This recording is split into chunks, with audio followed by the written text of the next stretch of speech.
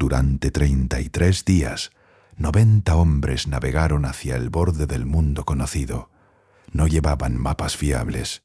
No tenían certeza de lo que encontrarían. No sabían si el océano que se extendía ante ellos tenía fin, o si simplemente caía al vacío, como tantos creían. Lo único que los empujaba hacia adelante era la voluntad de un solo hombre, un hombre al que muchos consideraban un visionario, otros un lunático, y en las noches más oscuras del Atlántico, cuando el viento gemía entre las jarcias y el agua negra se alzaba como montañas vivas. Incluso sus propios marineros comenzaron a dudar de cuál de las dos cosas era. El sonido del mar se intensifica. Una ola rompe. Oscuridad, esto no es la historia que te contaron en la escuela. Esta es la historia real. Para comprender lo que ocurrió en el verano de 1492, es necesario comprender primero el mundo que lo hizo posible. Y ese mundo era en muchos sentidos un mundo en llamas.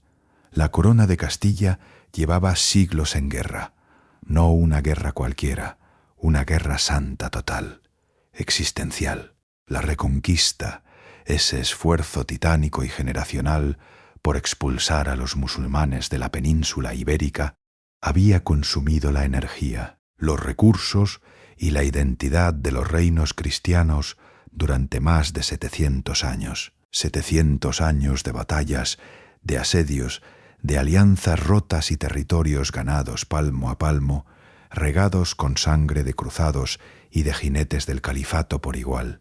Y en enero de 1492, esa guerra llegó a su fin. El 2 de enero de ese año, Boabdil, el último sultán del reino de Granada, descendió desde la Alhambra con las llaves de la ciudad en las manos. Frente a él esperaban Fernando de Aragón e Isabel de Castilla, los llamados reyes católicos, con sus ejércitos victoriosos y sus estandartes desplegados al viento frío de Sierra Nevada. Boabdil entregó las llaves, se retiró hacia el sur, se detuvo en un collado desde el que aún podía ver la Alhambra brillar al sol, y lloró. Los españoles llamarían a ese lugar, con crueldad elegante, el suspiro del moro. Granada había caído, la reconquista había terminado, y Castilla de repente se encontraba ante una pregunta para la que no tenía respuesta preparada. ¿Y ahora qué? El viento sopla sobre campos vacíos. Una nación forjada en la guerra necesita un nuevo propósito. Cuando la guerra termina, los ejércitos entrenados para combatir necesitan un enemigo. La ambición nobiliaria, canalizada durante siglos hacia la conquista territorial, busca nuevos horizontes, y los cofres de la corona, exhaustos tras décadas de campaña militar, necesitan urgentemente nuevas fuentes de riqueza. El mundo de 1492 tenía una obsesión que lo consumía por completo: el comercio con Oriente. Las especias, la seda, el oro, las piedras preciosas, todo aquello que llegaba desde las lejanas tierras de Asia, la India, Catay, Cipango, nombres que sonaban a magia y a fábula en los oídos europeos. Valía fortunas inimaginables en los mercados de Sevilla, Lisboa, Venecia o Génova. Un saco de pimienta podía valer más que un hombre. Un cargamento de canela podía financiar una campaña militar. Las especias no eran un lujo, eran poder. Y el problema era que la ruta hacia esas especias estaba bloqueada. El Imperio Otomano, que había conquistado Constantinopla en 1453, apenas 40 años antes, controlaba las rutas terrestres que conectaban Europa con Asia. Los mercaderes venecianos y genoveses, que habían prosperado durante siglos como intermediarios en ese comercio, veían cómo sus márgenes se erosionaban, cómo los otomanos imponían peajes cada vez más gravosos, cómo el flujo de mercancías se hacía cada vez más difícil y peligroso. Europa necesitaba una ruta alternativa, una ruta que esquivara a los otomanos. una ruta que llevara directamente a las riquezas de Asia sin pasar por tierra hostil. Portugal había apostado por rodear África. Bartolomeo Díaz había doblado el cabo de Buena Esperanza en 1488, abriendo la puerta a la ruta atlántica hacia el Índico. En unos años, Vasco de Gama completaría ese camino y llegaría a la India. Portugal estaba construyendo un imperio marítimo con una visión clara y una ejecución brillante. Castilla miraba con envidia y con urgencia. Y fue en ese momento, en ese preciso instante histórico en el que Granada había caído, en el que el país buscaba un nuevo destino, en el que el mar ofrecía promesas que la tierra ya no podía dar, cuando apreció un hombre con una idea que muchos consideraban absurda, un hombre llamado Cristóbal Colón. Hay pocas figuras en la historia universal que hayan generado tanta fascinación, tanto debate y tanta controversia como Cristóbal Colón, y sin embargo, hay algo profundamente irónico en esa fascinación. A pesar de que su nombre es conocido en todos los rincones del mundo, el hombre real, el Colón de carne y hueso, con sus miedos y sus ambiciones y sus contradicciones, sigue siendo en muchos sentidos un misterio. No sabemos con certeza dónde nació. La teoría más aceptada lo sitúa en Génova, en algún momento entre 1450 y 1451, en el seno de una familia de tejedores de lana de clase modesta. Cristóforo Colombo, ese era su nombre en italiano, creció en una ciudad que vivía del mar y del comercio, donde los barcos entraban y salían cargados de mercancías de todo el Mediterráneo, donde las historias de viajes lejanos circulaban en las tabernas del puerto como moneda de cambio cotidiana. Desde muy joven, el mar fue su mundo. No sabemos exactamente cuándo comenzó a navegar, pero sabemos que a los 20 años ya era marinero experimentado. Navegó por el Mediterráneo, por las costas de África Occidental, llegó a las Islas Canarias y a las Azores, se instaló en Lisboa durante varios años. En Portugal aprendió el arte de la navegación atlántica, el más exigente y el más peligroso del mundo conocido en aquel momento, y estudió con avidez todo lo que pudo encontrar: mapas, relatos de viaje, textos de cosmografía, cartas náuticas. Y en algún momento de esos años en Portugal, la idea tomó forma. El sonido de páginas pasando, de cálculos. Colón llegó a una conclusión que los cosmógrafos de su tiempo discutían con intensidad. La Tierra era redonda. Eso no era una idea nueva. Los griegos lo habían demostrado matemáticamente siglos antes, y cualquier persona educada en la Europa del siglo XV lo sabía. Lo que era nuevo, lo que era audaz hasta el punto de parecer descabellado, era la conclusión que Colón extraía de esa premisa. Si la Tierra era redonda, razonó, entonces era posible llegar a Asia navegando hacia el oeste, cruzando el Atlántico, yendo en dirección contraria a la que todos los demás estaban mirando. El problema era que nadie sabía qué tan grande era el Atlántico, y las estimaciones de Colón estaban, como se descubriría después, espectacularmente equivocadas. Colón calculaba que la distancia entre las Canarias y Japón era de aproximadamente 4.400 kilómetros. La distancia real es de más de 19.000. Si el continente americano no hubiera estado en el camino, Colón y su tripulación habrían muerto de hambre y sed en algún punto del Pacífico, mucho antes de ver tierra asiática. Pero Colón no lo sabía, y su ignorancia, paradójicamente, fue lo que lo impulsó hacia adelante con una convicción que desafiaba toda prudencia racional. Hay algo fascinante en la psicología de Colón que los historiadores han debatido durante siglos.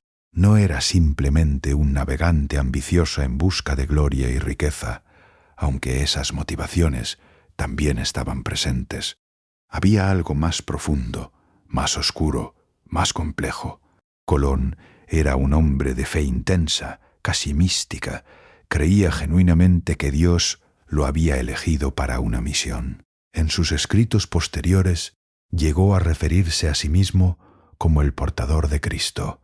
Eso significaba su nombre en latín, Christophorus, el que lleva a Cristo. Se veía a sí mismo no sólo como un explorador, sino como un instrumento de la providencia divina, alguien destinado a abrir el camino para la evangelización de los infieles de Asia, para reunir los recursos necesarios para una última cruzada que recuperara Jerusalén. Era, en suma, un hombre que mezclaba la ambición personal más descarnada con una visión religiosa de proporciones apocalípticas, y era extraordinariamente difícil de ignorar. No porque fuera particularmente elocuente o refinado, no lo era. Su castellano, aprendido de adulto, nunca fue elegante. Su trato con los poderosos podía ser torpe y exigente hasta la insolencia, sino porque había en él algo que los contemporáneos reconocían y que resulta difícil de definir con precisión. Una certeza absoluta, una convicción que no admitía dudas, una terquedad que algunos llamaban locura y otros llamaban fe. Antes de llegar a Castilla, Colón había intentado convencer a Portugal. El rey Juan II de Portugal escuchó su propuesta y la rechazó. Los expertos portugueses, más experimentados en navegación atlántica que cualquier otro pueblo de la tierra, consideraron los cálculos de Colón erróneos, y tenían razón. Portugal tenía además su propia estrategia, la ruta africana que sus marinos estaban desarrollando con tanto esfuerzo y tanto éxito. El rechazo portugués fue duro. Colón lo encajó y se marchó a Castilla. En Castilla, las cosas tampoco fueron fáciles. La primera aproximación a la corte de los reyes católicos se produjo en 1486, cuando Colón fue recibido por Isabel I de Castilla en Córdoba. La reina escuchó con interés. Ordenó que una comisión de expertos examinara la propuesta. La comisión tardó 4 años en pronunciarse, y cuando lo hizo, el veredicto fue negativo. El proyecto era imposible, los cálculos eran erróneos, la distancia era demasiado grande. 4 años de espera, 4 años viviendo de limosnas, de la generosidad de mecenas menores, de créditos que se acumulaban. 4 años en los que Colón mantuvo encendida su obsesión con una tenacidad que rozaba lo sobrehumano. El rechazo definitivo llegó en 1490. La comisión se pronunció en contra. Colón, furioso y desesperado, comenzó a prepararse para marcharse a Francia, donde esperaba presentar su proyecto al rey Carlos Otto. Fue entonces cuando ocurrió algo inesperado. Hormidos, mensajero a caballo, polvo levantándose en el camino. Luis de Santángel, escribano mayor de la Casa Real de Aragón y uno de los financieros más influyentes de Castilla, intervino. Habló con la reina Isabel. Le argumentó que el costo del proyecto era mínimo comparado con los beneficios potenciales, que si Colón tenía razón, Castilla ganaría acceso directo a las riquezas de Asia, que si estaba equivocado, no se perdería gran cosa. Y la reina, que era una mujer de inteligencia aguda y voluntad de hierro, que había sobrevivido a guerras civiles, intrigas palaciegas y la conquista de un reino, tomó una decisión. Dijo que sí. El 17 de abril de 1492, en la ciudad de Santa Fe, la ciudad construida para el asedio de Granada, todavía oliendo a campamento militar, todavía con el polvo de la guerra en sus calles, Cristóbal Colón y los representantes de los reyes católicos firmaron un documento que cambiaría el mundo: las Capitulaciones de Santa Fe.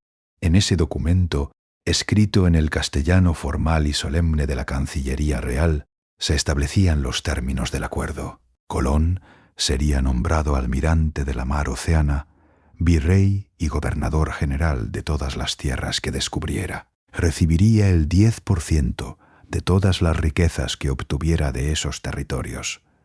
Sus títulos serían hereditarios, pasando a sus descendientes para siempre.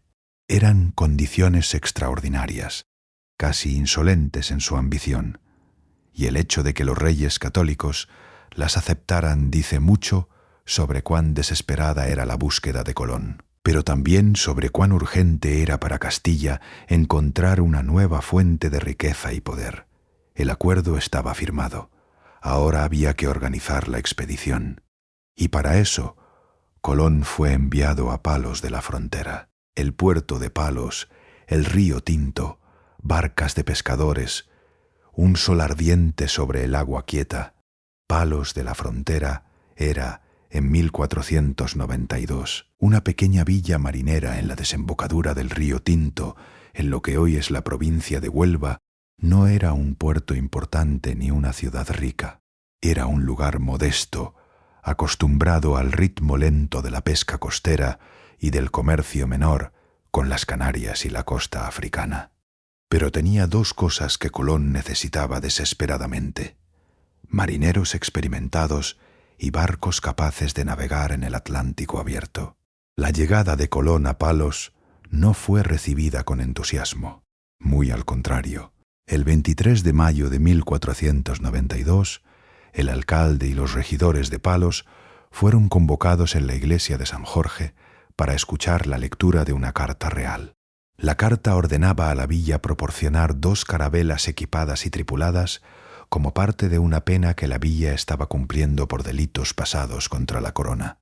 No era una invitación, era una orden.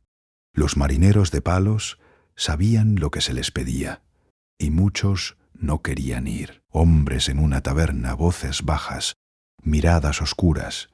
El Atlántico era un lugar conocido para los marineros andaluces. Habían navegado hasta las Canarias, hasta Madeira, hasta las Azores, hasta la costa de Guinea. Pero adentrarse en el Atlántico abierto, más allá de las islas conocidas, navegando hacia el oeste sin tierra a la vista durante semanas o meses, era otra cosa completamente distinta. Las historias circulaban. Siempre habían circulado, que más allá de las Canarias el mar se volvía espeso, como un lodazal, y los barcos quedaban atrapados sin poder moverse. Que el calor del Ecuador era tan intenso que el agua hervía y quemaba los cascos de madera. Que monstruos marinos de proporciones inimaginables habitaban las profundidades oscuras del Atlántico, que los vientos allí eran perpetuos e incesantes, empujando siempre hacia el oeste, sin jamás permitir el regreso. No todas estas historias eran puras supersticiones. Algunas tenían una base real. Las corrientes atlánticas eran reales, y los marineros que habían intentado navegar hacia el oeste y luego regresar habían encontrado que era extraordinariamente difícil hacerlo contra el viento y la corriente. El miedo al no retorno era perfectamente racional. Colón necesitaba convencer a esos hombres, o, cuando la persuasión fallaba, recurrir a la autoridad de la corona. Fue entonces cuando entraron en escena los hermanos Pinzón, 2 figuras de pie en el muelle, hombres de mar, rostros curtidos por el sol y la sal.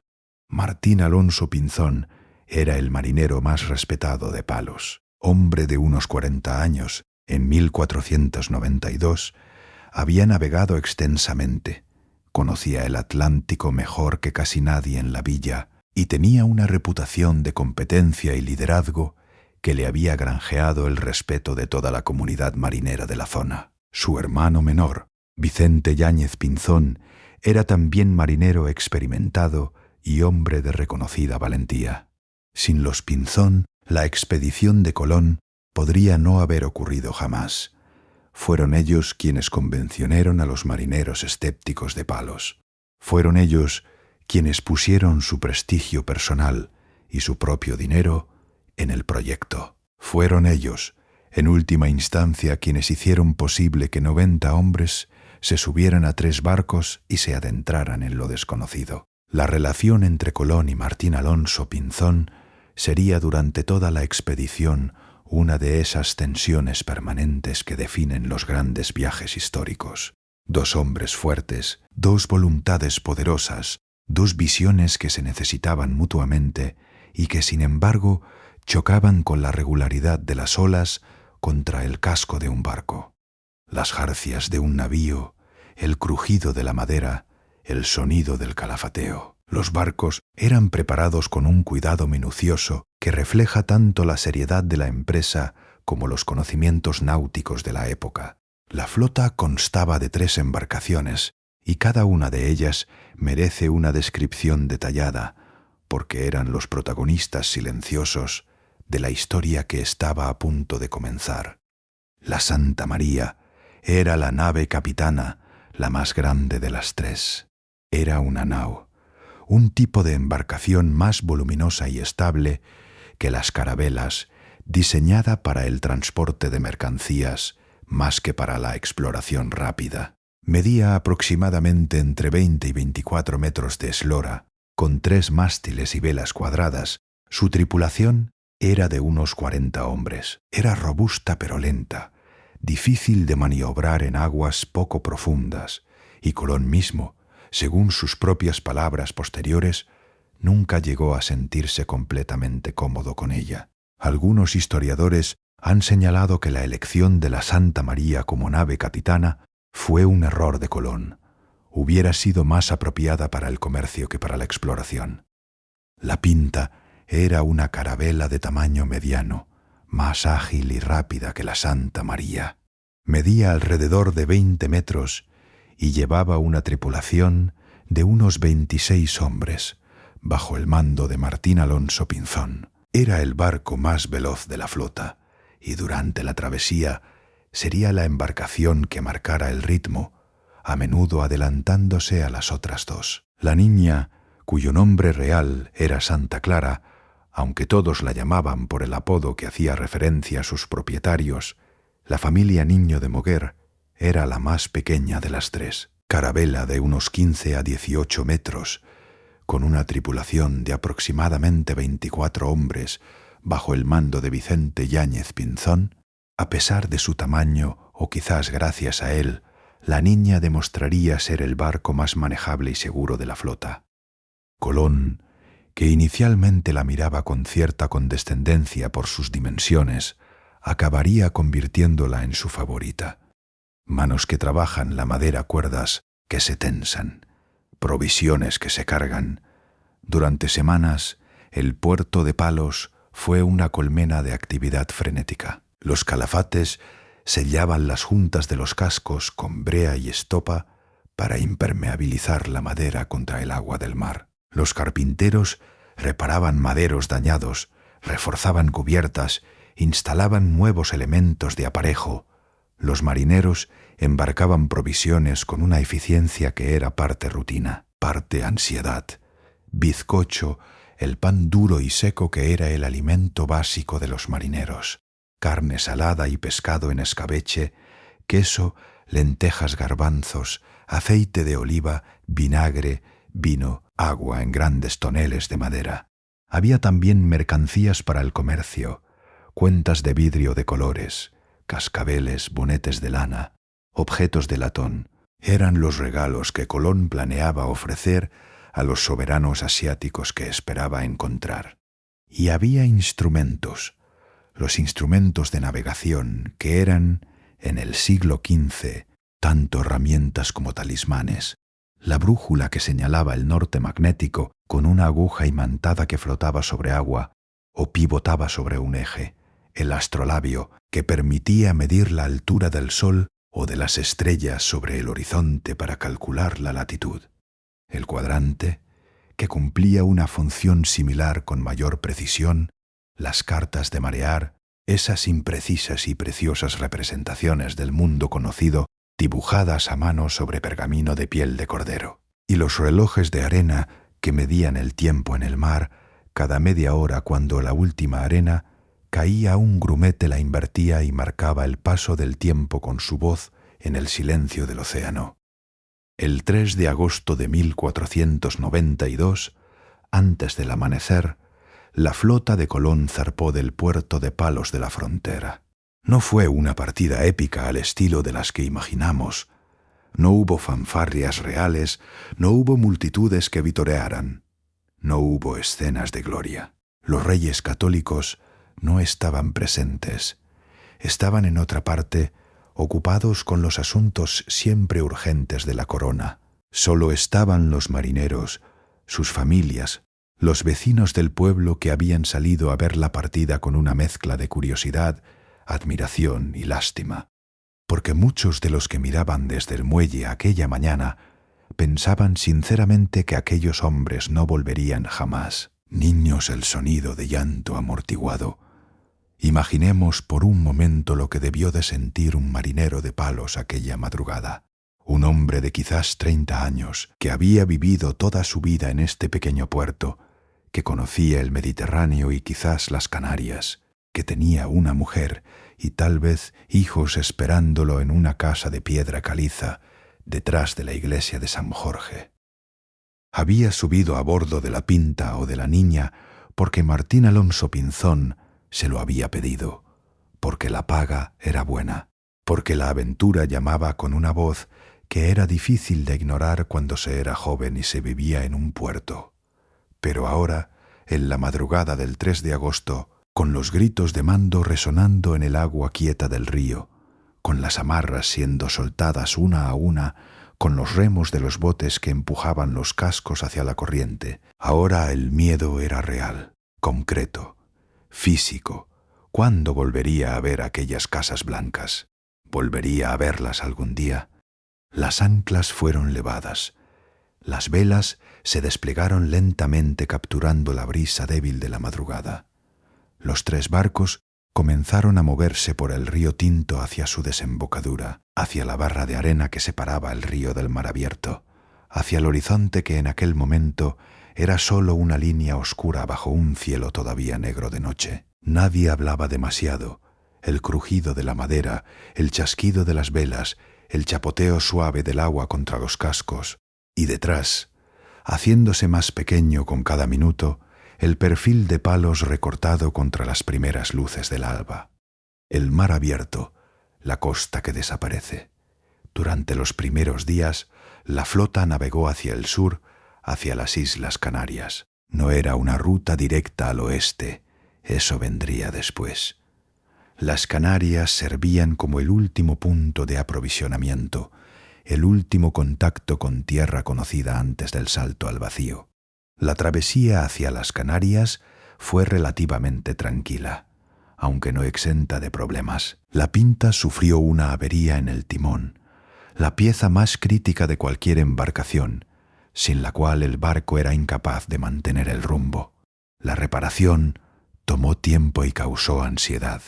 Algunos marinos murmurarían después que aquella avería había sido deliberada, que algunos miembros de la tripulación de la Pinta habían saboteado el timón con la esperanza de que la expedición fuera cancelada. No hay pruebas de ello, pero la sospecha dice mucho sobre el estado de ánimo de aquellos hombres. El 9 de agosto la flota llegó a Gran Canaria.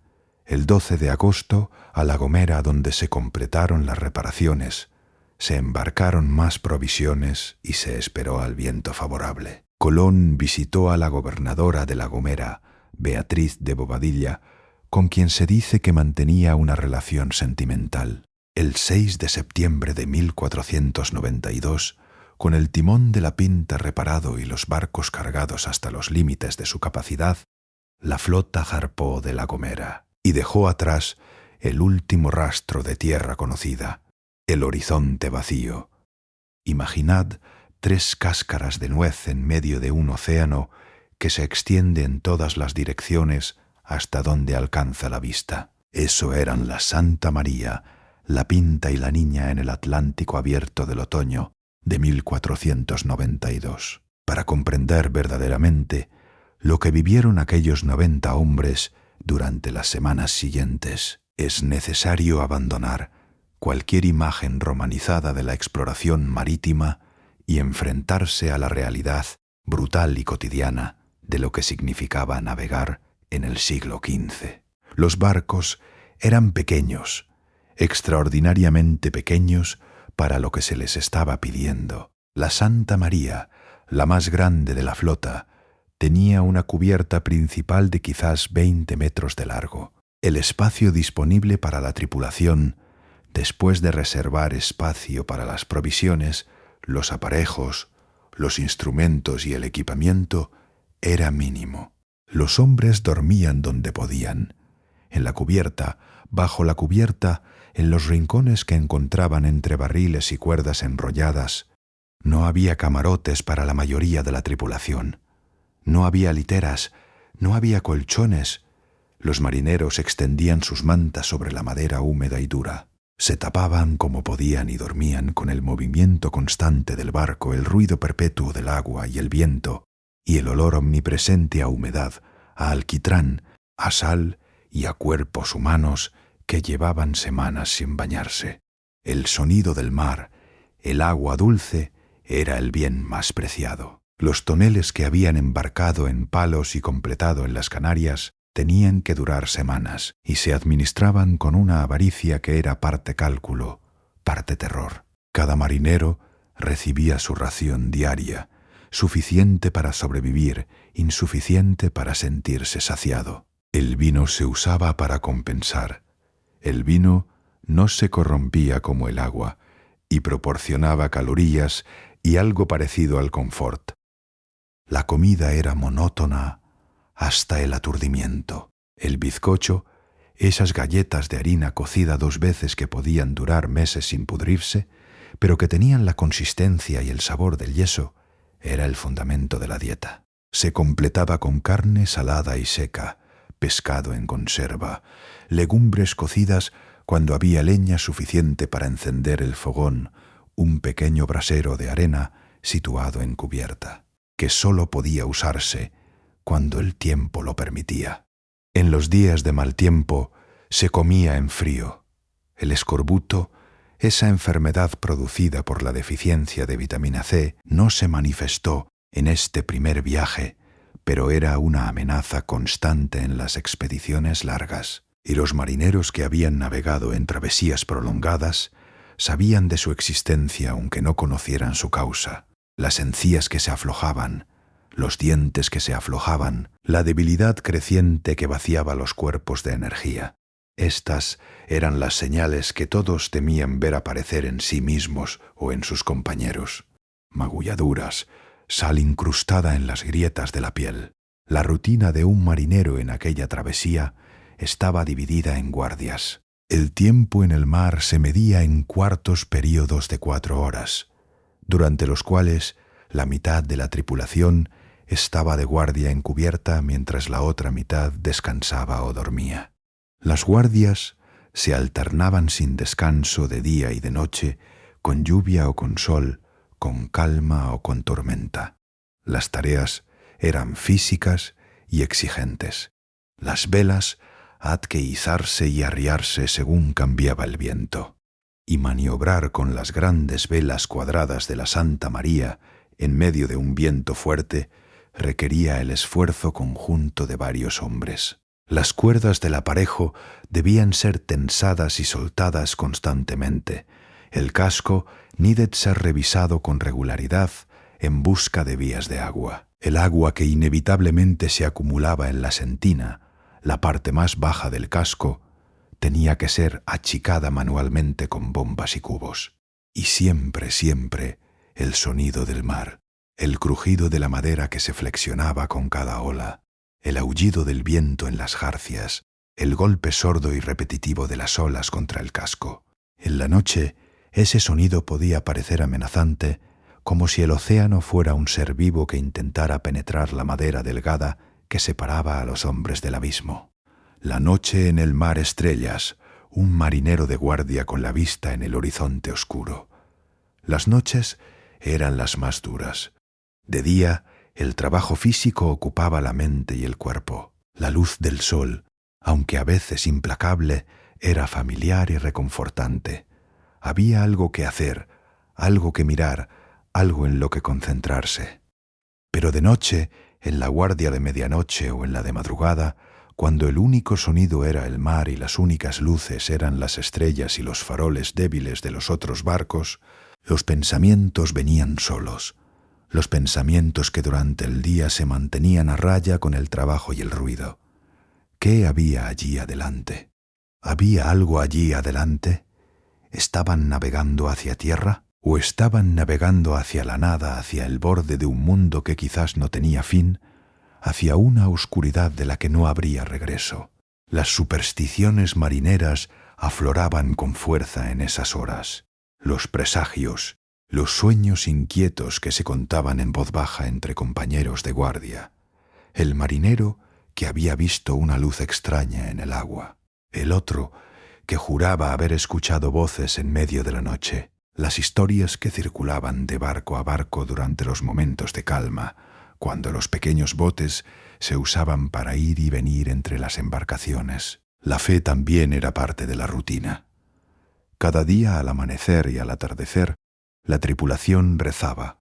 El Ave María, el Salve Regina, las oraciones que los marineros castellanos de la época habían aprendido desde niños y que ahora recitaban con una intensidad nueva, cargada de una urgencia que no tenían en tierra, porque aquí, en medio del océano, Dios no era una abstracción teológica, era la única garantía que tenían de que existía algo más allá de las olas. ¿Cómo navegó Colón? ¿Cómo encontró el camino a través de un océano sin marcas, sin faros, sin referencias visuales de ningún tipo? La respuesta es a la vez técnicamente sofisticada y profundamente intuitiva, una mezcla de ciencia medieval y experiencia acumulada que resulta fascinante incluso hoy. El método principal era lo que los marineros llamaban la navegación por estima, en inglés dead reckoning. Funciona así: el navegante conoce su punto de partida, conoce la dirección en la que está navegando y estima la velocidad del barco. Combinando estos tres datos, posición inicial, rumbo y velocidad, puede calcular dónde está en un momento dado. El rumbo se determinaba con la brújula. La aguja imantada señalaba el norte magnético con una precisión razonable, aunque los marineros del siglo XV ya sabían que el norte magnético no coincidía exactamente con el norte geográfico, la diferencia que los cosmógrafos llamaban declinación magnética. Variaba según la posición y era una fuente constante de confusión e incertidumbre. La velocidad se estimaba lanzando al agua un trozo de madera o una cuerda con nudos, contando cuánto tiempo tardaba en recorrer la longitud del barco. De ahí viene la palabra nudo como unidad de velocidad marítima. El cuadrante, las estrellas, el cálculo silencioso. La latitud podía determinarse con cierta precisión midiendo la altura del Sol al mediodía o la del Polaris, la estrella polar por la noche. Colón llevaba consigo un cuadrante y un astrolabio para estas mediciones, aunque las condiciones en el mar, el movimiento constante del barco, la humedad, el viento, hacían estas mediciones mucho más difíciles que en tierra. La longitud, sin embargo, era un problema sin solución en 1492. Calcular la posición este-oeste en el mar era matemáticamente imposible con los instrumentos disponibles. No sería hasta el siglo XVIII, con la invención del cronómetro marino preciso, cuando este problema se resolvería. Colón navegaba sin saber con certeza cuánto había avanzado en sentido este-oeste desde las Canarias. Esta incertidumbre sobre la longitud era en cierto sentido liberadora. Si no podías saber exactamente cuánto avanzabas, era más fácil seguir adelante. Y en otro sentido era aterradora. Si no sabías cuánto avanzabas, tampoco sabías cuánto te quedaba. Colón llevaba un diario de a bordo, un documento extraordinario.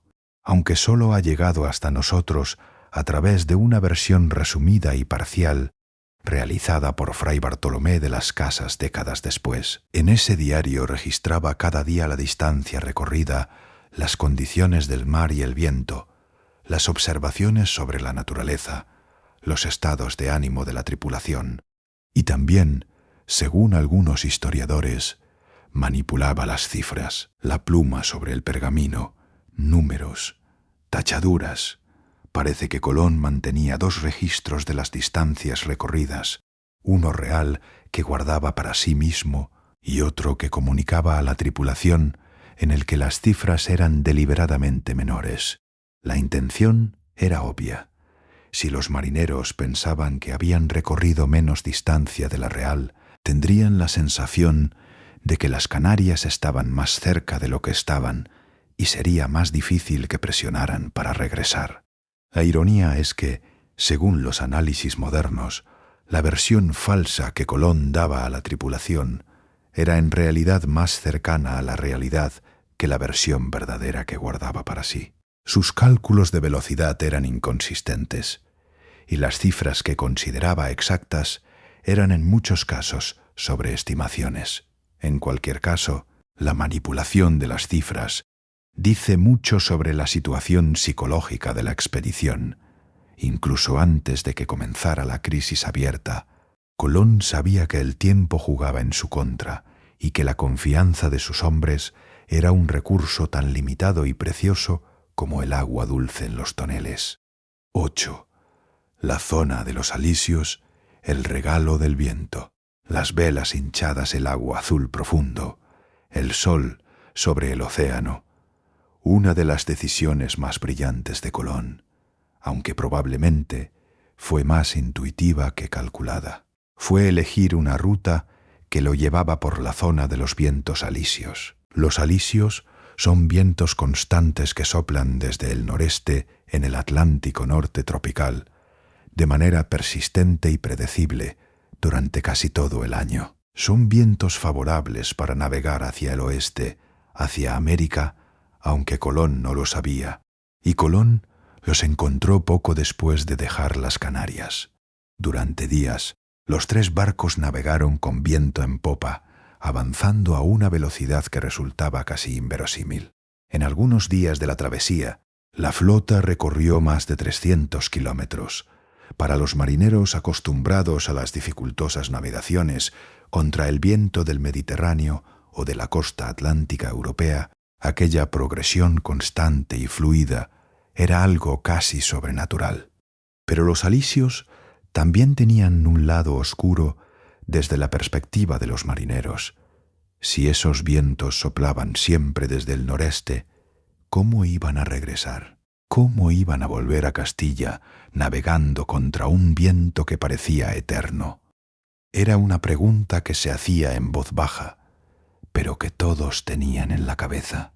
El horizonte vacío donde antes estaba la costa. Los primeros días tras dejar las Canarias fueron paradójicamente tranquilos y casi agradables. El tiempo era bueno, el viento era favorable, el mar estaba en calma relativa, los barcos avanzaban bien, la comida todavía era relativamente fresca, el agua todavía estaba en buenas condiciones. Y sin embargo, incluso en esos primeros días de relativa bonanza, había algo en el ambiente que no era del todo tranquilo. Una tensión de fondo invisible, pero palpable, como la presión que precede a una tormenta. Era el silencio del océano. En el Mediterráneo, en las costas europeas, siempre había algo. Pájaros, otros barcos, la silueta lejana de una costa, islas, alguna referencia visual que recordaba al marinero que el mundo existía más allá del agua. En el Atlántico abierto no había nada, solo el agua, solo el cielo, solo el horizonte circular que se movía con el barco, siempre a la misma distancia, nunca más cerca. Era una soledad que los hombres del siglo XV, acostumbrados a vivir en comunidades pequeñas y densas, en pueblos donde todos se conocían, donde el sonido de otras voces humanas era omnipresente, encontraban perturbadora de una manera que iba más allá de lo físico. Era una soledad del alma. Noki, tensión creciente, el océano sin fin. Los días se acumulan en el mar interminable. Los rostros de los marineros cambian. Pasaron los días, 1 semana, 2 semanas. El horizonte seguía siendo el mismo. El agua seguía siendo la misma. Los vientos alisios seguían soplando favorables e implacables, empujando los barcos hacia un oeste que no parecía tener fin. Y en las mentes de los marineros algo comenzó a cambiar. El entusiasmo inicial, si es que había existido algo parecido al entusiasmo, se había evaporado. La rutina del mar, que al principio era simplemente monótona, comenzó a adquirir una cualidad opresiva, cada día igual al anterior, cada guardia igual a la anterior, el mismo horizonte, el mismo viento, las mismas caras curtidas de los compañeros, el mismo crujido de la madera, el mismo olor a sal y alquitrán, y la misma pregunta, cada vez más insistente: ¿cuándo? Y marinero contando los días en una tabla de madera con su cuchillo, las señales de que la tensión aumentaba eran sutiles al principio. Un marinero que contestaba mal a una orden, un grupo que conversaba en voz baja y se callaba cuando se acercaba un oficial, miradas intercambiadas sobre las raciones de comida, quejas sobre el agua, sobre el calor, sobre el trabajo excesivo. Colón observaba todo esto con la atención de un hombre que sabía que su vida y la de sus 90 compañeros dependía de que mantuviera el control de la situación. Respondía con una mezcla de firmeza y diplomacia que requería un esfuerzo constante y agotador. Pero había algo que Colón no podía controlar completamente: la naturaleza misma del océano. El 13 de septiembre, los marineros de la flota observaron algo perturbador. Las agujas de las brújulas ya no apuntaban exactamente al norte, a la estrella polar. Había una pequeña pero perceptible desviación hacia el noroeste. Era la variación magnética, la diferencia entre el norte magnético y el norte geográfico que hoy conocemos bien. Pero para los marineros del siglo XV, que nunca la habían observado de manera tan clara, era algo aterrador. Estaba la brújula fallando. Había algo en estas aguas que alteraba las propiedades del hierro. Habían llegado a una zona donde las leyes naturales conocidas dejaban de aplicarse. Colón improvisó una explicación que tranquilizó parcialmente a la tripulación. La estrella polar no era fija, sino que ella misma se movía ligeramente alrededor del polo norte celeste, explicó. Era una explicación técnicamente correcta, aunque no explicaba completamente lo que observaban, pero fue suficiente para calmar los ánimos más agitados. Por el momento, la luna reflejada en el agua, el silencio inquietante de la noche. El 16 de septiembre, la flota entró en lo que hoy conocemos como el Mar de los Sargazos. El Mar de los Sargazos es una región del Atlántico Norte caracterizada por la presencia de grandes masas de algas. El sargazo, una alga parda que flota en la superficie, agrupada en islotes y extensiones que pueden cubrir kilómetros. Es también una zona de relativa calma en la que los vientos son a veces débiles e irregulares. Para los marineros de Colón, que nunca habían visto nada similar, las algas fueron una sorpresa que generó interpretaciones contradictorias. Algunos pensaron que indicaban la cercanía de tierra. Las algas debían de venir de algún lugar, de alguna costa cercana. Otros temieron que las algas fueran la realización de la pesadilla, el mar todoso e impenetrable del que hablaban las leyendas, el cementerio de barcos donde las embarcaciones quedaban atrapadas para siempre. Las algas, sin embargo, no retrasaron el avance. Los barcos las cortaban con relativa facilidad y la presencia de peces que abundaban en la zona proporcionó alimento fresco por primera vez desde hacía días, lo que mejoró temporalmente el ánimo general. Pero la calma no duró. Exi, el corazón de la oscuridad, miedo y motín. El viento cambia, los rostros se tensan.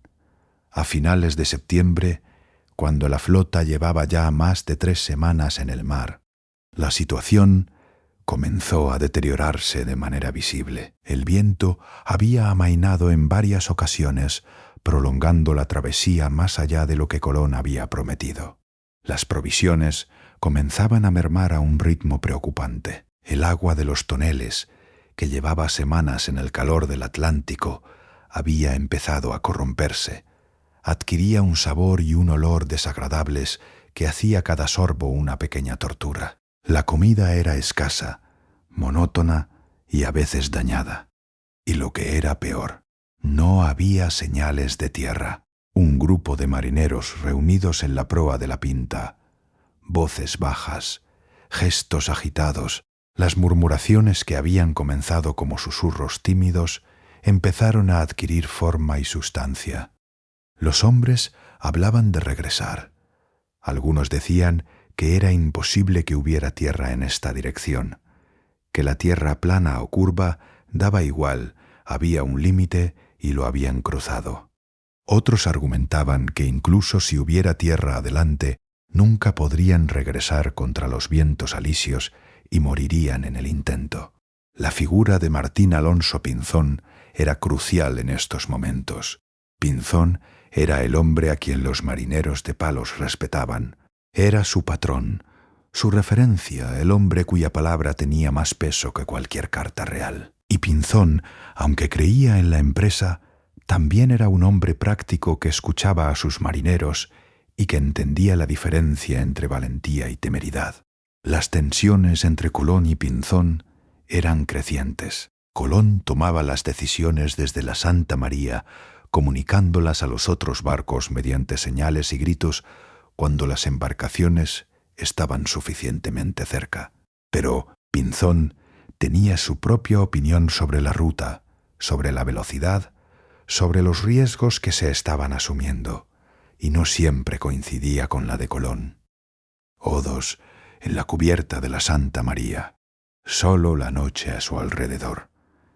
¿Qué pensaba Colón en esos momentos? ¿Dudaba? ¿Tenía miedo? Sus escritos no lo revelan directamente. Era un hombre que cuidaba mucho su imagen pública y que escribía con conciencia de que sus palabras podían ser leídas. Pero entre líneas, en las anotaciones más íntimas del diario, hay momentos en los que se percibe algo más que la seguridad programática del líder. Había noches, debemos suponer, en las que Colón también se preguntaba si estaba equivocado, si sus cálculos eran correctos, si la distancia que todavía quedaba era compatible con las provisiones que quedaban, si la confianza que ponía en Dios y en su propio juicio era suficiente garantía para 90 vidas humanas. No lo sabemos con certeza. Lo que sabemos es que seguía adelante. Cada mañana salía a cubierta con la misma expresión de certeza tranquila. Cada noche revisaba sus cálculos y sus cartas. Cada día respondía a las preguntas de sus hombres con firmeza y con promesas. Solo unos días más, solo unos días más. El viento en las jarcias la Santa María, moviéndose en la oscuridad. El 1 de octubre, Colón anotó en su diario que la flota llevaba ya 707 leguas, algo más de 3.000 kilómetros, desde las Canarias. En su estimación privada, la distancia real era aún mayor. La ansiedad crecía.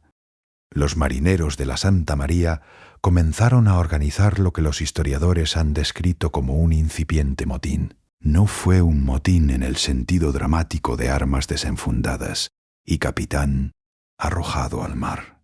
Al menos no en este punto. Fue algo más lento, más corrosivo, una presión colectiva, una negativa cada vez más explícita, una exigencia de que se diera la vuelta antes de que fuera demasiado tarde. Los hombres argumentaban que si el almirante seguía adelante, lo tirarían por la borda y dirían en Castilla que había caído al mar mientras miraba las estrellas. No era una amenaza velada, era una declaración de intenciones, lo cual fue el momento más peligroso del viaje. Colón reunió a los líderes de la tripulación, los pilotos, los maestres, los principales marineros, y les habló. No sabemos exactamente qué dijo. Los relatos que han llegado hasta nosotros son versiones posteriores, coloreadas por el éxito final y por la necesidad de crear una narrativa heroica. Pero sabemos el resultado. Los hombres accedieron a continuar. ¿Cómo lo convenció? Probablemente con una mezcla de argumentos, que las señales de tierra eran positivas, y había algunas, lo veremos, que la gloria y la riqueza que esperaban al final del viaje eran reales, que regresar ahora, después de todo lo que habían sufrido, sería una vergüenza y una pérdida irreparable. Y también, quizás, con la amenaza implícita de lo que la corona de Castilla haría con los hombres que abandonaran una expedición real. Pero sobre todo, Colón los convenció con lo único que no podía ser contraargumentado: el tiempo. Pidió 3 días. Solo 3 días más. Si en 3 días no encontraban tierra, daría la vuelta. 3 días. Oce, las tormentas, la airá del Atlántico. El cielo se oscurece. Las nubes se acumulan en el horizonte. El viento arrecia. Los marineros que lo conocen saben que puede cambiar en cuestión de horas, de la calma chicha a la tormenta violenta, del cielo azul al muro de nubes negras, que avanza desde el norte con una velocidad y una ferocidad que no da tiempo a prepararse. Durante la travesía de Colón, la flota encontró varios temporales de diversa intensidad. Ninguno fue tan catastrófico como los que vendría en el viaje de regreso, pero fueron suficientes para mostrar a los marineros la verdadera naturaleza del océano que habían decidido cruzar. El agua sube, los barcos caen en los valles entre las olas, los mástiles se doblan, una tormenta atlántica en el siglo XV, experimentada desde la cubierta de una carabela, era un espectáculo de una violencia y una belleza que trascendía cualquier descripción. Las olas se alzaban como murallas de agua verde y negra, algunas de ellas de 10, 15 metros de altura, que levantaban los barcos sobre sus crestas y los dejaban caer en los valles como hojas arrastradas por el viento. El viento rugía entre las jarcias con un sonido que los marineros comparaban con el gemido de 1 millar de almas en pena. Las velas tenían que arriarse lo antes posible. Una vela desplegada en plena tormenta podía desgajarse de los mástiles o volcar el barco. Los hombres que trabajaban en los aparejos lo hacían aferrados con las manos y las piernas. Mientras el barco se zarandeaba, el agua los golpeaba con una fuerza que podía tumbarlos. Y el miedo a ser barridos al mar era una compañía constante. Los que no estaban en los aparejos achicaban agua. Siempre había agua, la lluvia que caía desde arriba, el mar que entraba por todos los intersticios, el oleaje que barría la cubierta en olas horizontales que te arrasaban si no te agarrabas a algo sólido. Las bombas de achique eran operadas sin descanso, relevándose los hombres cada pocos minutos, porque el esfuerzo era agotador. Un marinero aferrado a una cuerda, el agua sobre la cubierta, los ojos cerrados rezando. En las tormentas, la religión dejaba de ser un deber ritual y se convertía en una necesidad urgente e inmediata. Los hombres rezaban en voz alta, en grupos, con una intensidad que tenía algo de desesperación y algo de negociación con lo divino.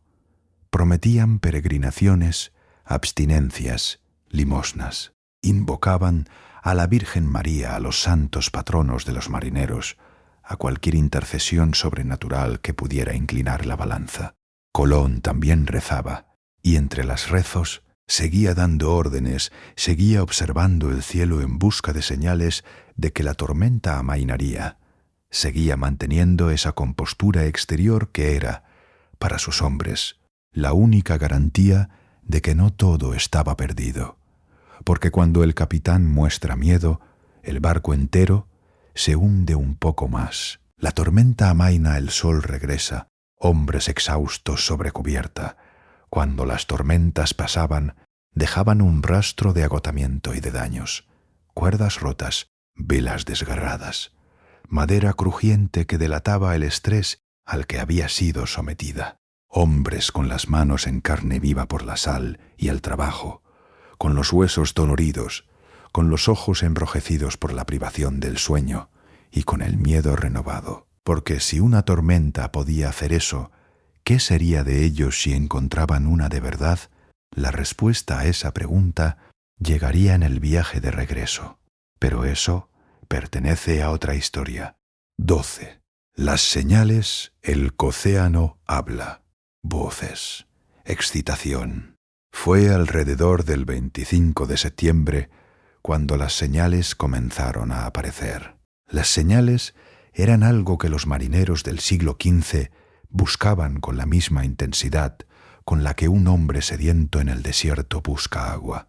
En un océano, sin referencias visuales, cualquier cosa que sugiriera la presencia de tierra cercana era recibida con una intensidad emocional que hoy puede resultar difícil de imaginar. Las primeras señales fueron los pájaros. Un grupo de pájaros volando hacia el suroeste. Martín Alonso Pinzón, desde la Pinta, fue el primero en avistarlos. No una gaviota solitaria, esas podían encontrarse muy lejos de la costa, sino grupos de pájaros de distintas especies volando en formación, claramente en un viaje con destino. Y los pájaros, todos lo sabían, no duermes en el mar, vuelan hacia tierra por las noches. La dirección en la que volaban los pájaros fue crucial. Señalaban hacia el suroeste, no directamente hacia el oeste, por el que la flota había estado navegando. Martín Alonso Pinzón instó a Colón a cambiar el rumbo, y Colón, que no quería perder la iniciativa ante su piloto principal, pero que reconocía el valor de la pista, accedió. El cambio de rumbo hacia el suroeste, aunque Colón siempre presentó la decisión como propia, fue probablemente determinante para encontrar tierra donde y cuando la encontraron. Hierbas flotando en el agua, el color del mar cambia. Siguieron otras señales en los días posteriores, y cada una de ellas era recibida por la tripulación con una mezcla de esperanza y de cautela que reflejaba perfectamente su estado emocional. Demasiadas falsas alarmas podrían ser tan dañinas como ninguna. Una rama con bayas rojas frescas flotando en el agua, una caña verde, recién cortada, un palo trabajado que parecía haber sido labrado por manos humanas, flores, más pájaros de especies que los marineros reconocían como habitantes de las costas, no del mar abierto. Y el agua misma había cambiado. El verde profundo del Atlántico abierto había dado paso a un azul más claro, más cristalino, que sugería fondos menos abisales. El mar estaba haciéndose menos profundo, la tripulación encubierta, los ojos mirando el horizonte. La tensión es palpable. El estado de ánimo en los barcos oscilaba de manera dramática con cada señal. La llegada de una rama fresca disparaba la esperanza, y durante horas la atmósfera a bordo se aligeraba. Los hombres sonreían, las conversaciones eran más animadas. Pero cuando pasaba el día y el día siguiente sin tierra a la vista, la decepción era proporcional a la esperanza previa. Profunda, amarga, peligrosa.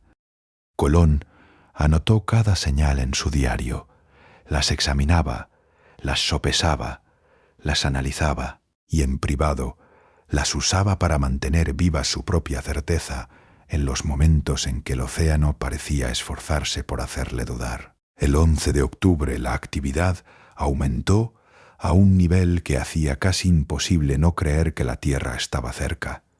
Los pájaros surcaban el cielo en cantidades crecientes. El agua arrojaba objetos que ya no podían ser coincidencia.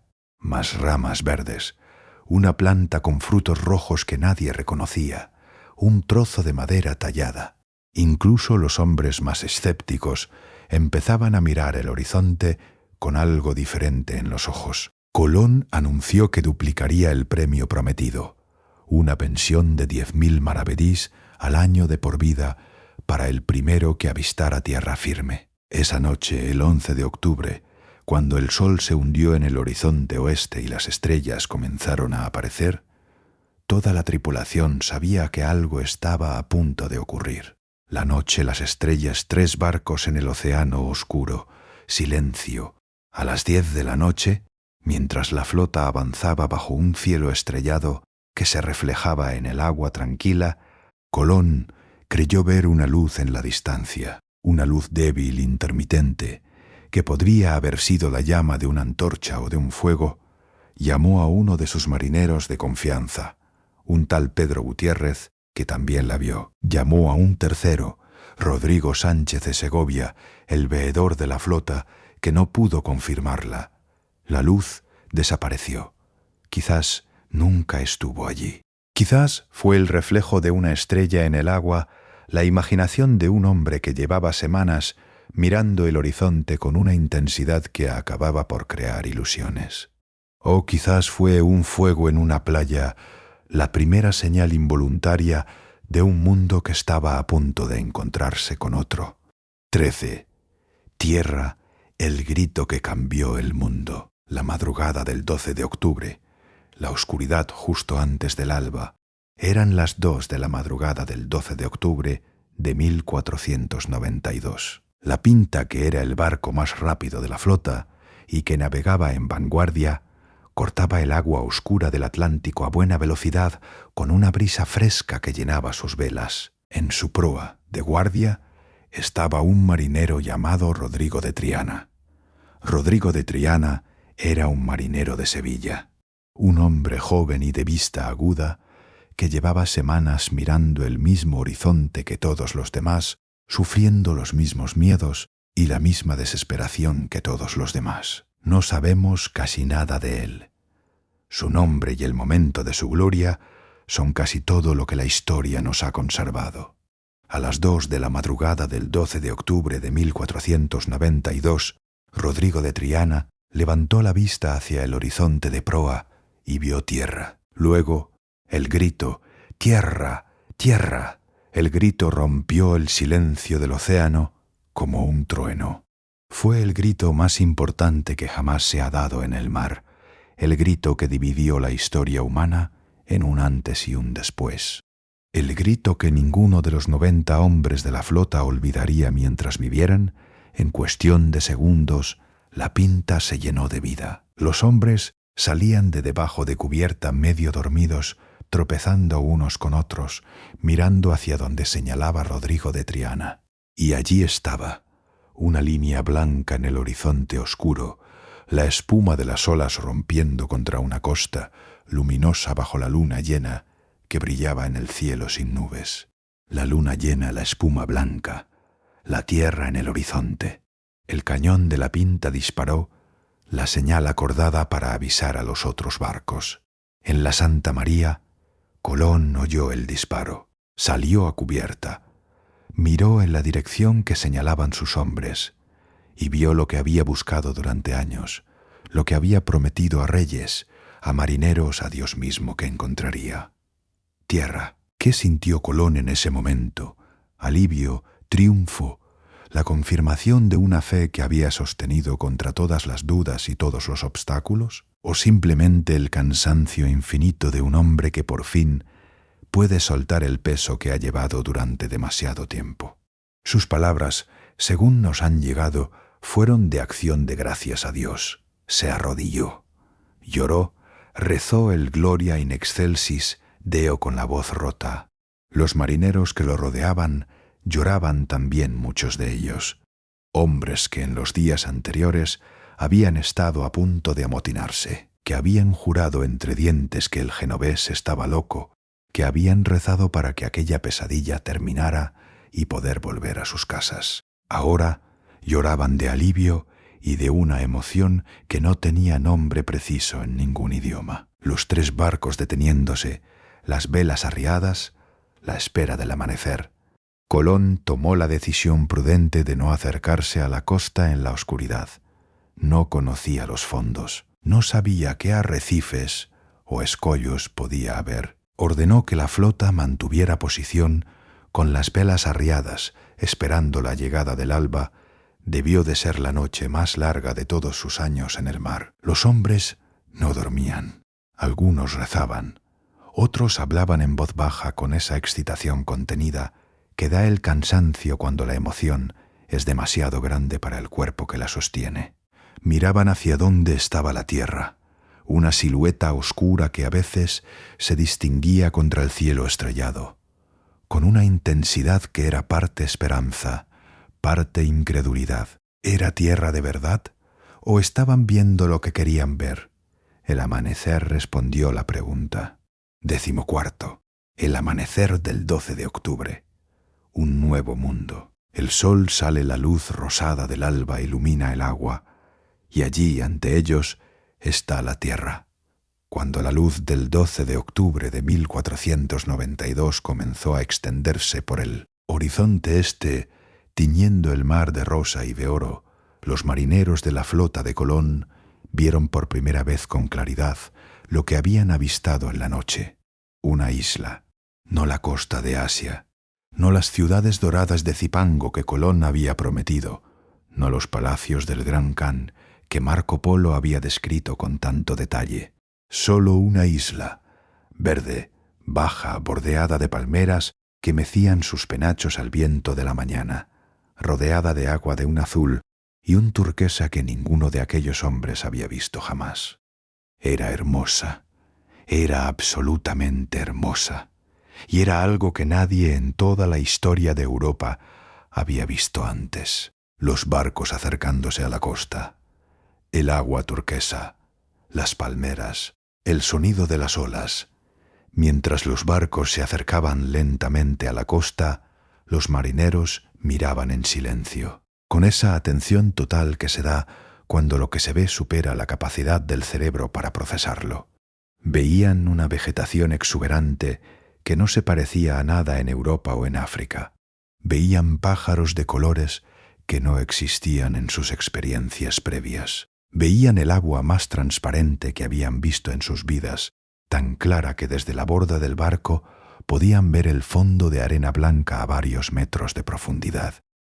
Y empezaron a ver personas, en la orilla cautelas al principio, luego con mayor audacia a medida que quedaba claro que los extraños barcos no representaban una amenaza inmediata, aparecieron seres humanos, hombres y mujeres de piel cobriza, desnudos o casi desnudos, de cuerpos esbeltos y atléticos, que miraban hacia los barcos con la misma mezcla de fascinación y cautela con la que los marineros los miraban a ellos. Las dos orillas del océano, dos mundos, un momento. Eran los taínos, un pueblo que habitaba estas islas desde hacía miles de años, que habían desarrollado su propia cultura, su propio lenguaje, sus propias tradiciones y sus propias formas de entender el mundo. Eran agricultores y pescadores habilidosos, navegantes de las aguas caribeñas, constructores de aldeas organizadas y de piraguas que surcaban el mar con una eficacia que hubiera sorprendido a cualquier marinero europeo. Para ellos también era un momento único en la historia de su pueblo, unos seres extraños, cubiertos de ropas que cubrían cada centímetro de su piel. En este calor, ¿por qué? Con pelo en la cara, cosa extraña para ellos, que llegaban en unas embarcaciones enormes con alas de tela blanca, movidas por un viento que era el mismo que a ellos les empujaba sus piraguas. ¿Qué pensaron los taínos en ese momento? ¿Fueron dioses? ¿Fueron monstruos? ¿Fueron simplemente extraños? Los relatos que han llegado a nosotros sobre este primer contacto son todos europeos. Los taínos no dejaron registros escritos y están inevitablemente coloreados por la perspectiva de quien los escribió. Lo que sabemos es que el primer contacto fue, al menos en apariencia, pacífico. Las barcas de los barcos tocando la orilla, Colón pisando la arena. El almirante Cristóbal Colón desembarcó en la isla en barca con las banderas de Castilla y Aragón, acompañado por los hermanos Pinzón y por otros oficiales y marineros. Clavó un estandarte en la arena, pronunció las palabras de toma de posesión, esas fórmulas jurídicas que declaraban que esta tierra era ahora propiedad de los reyes católicos de Castilla, con una solemnidad que debió de parecer completamente incomprensible e irrelevante a los taínos que los observaban desde la orilla. Colón llamó a la isla San Salvador. Le daba el nombre del Salvador del mundo, Jesucristo, a la primera tierra de un mundo que, aunque él no lo supiera todavía, era un mundo completamente nuevo. Los taínos la llamaban Guanahani. 15. El primer encuentro, dos mundos se miran, los europeos y los taínos frente a frente. El primer encuentro entre los marineros españoles y los taínos de la isla que Colón llamó San Salvador fue un momento de una complejidad histórica que todavía hoy los historiadores analizan e interpretan. Colón, en su diario, describió a los taínos con una mezcla de asombro y de condescendencia que resulta muy reveladora de las mentalidades de la época. Los encontró hermosos, bien formados, de piel suave y ojos grandes y vivos, los encontró amistosos y generosos, y también los encontró, desde el primer momento, susceptibles de ser utilizados. Ellos deben ser buenos servidores, escribió en el diario, porque veo que son gente que se sometería muy pronto. Era el primer día, el primer encuentro, y ya estaba pensando en la dominación, los taínos acercándose con curiosidad, los marineros con sus objetos de intercambio. El intercambio de objetos comenzó enseguida. Los taínos ofrecían lo que tenían: papagayos de plumas brillantes, ovillos de hilo de algodón, lanzas de madera, y los marineros respondían con cuentas de vidrio de colores, cascabeles de latón, bonetes rojos de lana. Ambas partes parecían satisfechas con el intercambio, aunque el valor real de lo que se intercambiaba era completamente asimétrico. Los europeos recibían objetos de material orgánico de escaso valor comercial en Europa. Los taínos recibían objetos manufacturados que en su economía de intercambio no monetarizado tenían el valor que ellos le asignaban. Colón buscaba lo que Colón siempre buscaba: oro. Y cuando vio que algunos taínos llevaban pequeños ornamentos de oro en las narices, supo que en estas islas había lo que necesitaba. Mediante señas, no había posibilidad de comunicación verbal. Las lenguas eran completamente diferentes. Intentó averiguar de dónde venía el oro. Los taínos señalaban vagamente hacia el sur y el suroeste. Hacia el sur y el suroeste, dedujo Colón, hacia donde tenía que estar Asia. Los barcos preparándose para zarpar de nuevo, nuevos horizontes. En las semanas siguientes, Colón exploró las islas del Caribe con la misma energía incansable que lo había traído hasta allí. Visitó Cuba, a la que creyó que era parte del continente asiático, una costa de Catay quizás. Visitó la isla que los taínos llamaban Quisqueya y que Colón bautizó como la Española, donde encontraría más oro del que había encontrado hasta entonces, y donde establecería el primer asentamiento europeo permanente en el Nuevo Mundo, la Navidad, construido con los restos de la Santa María que encalló en un arrecife coralino la noche de Navidad de 1492. Pero eso también pertenece ya a otra parte de la historia. 16. La pérdida de la Santa María una noche de Navidad, la noche del 24 de diciembre.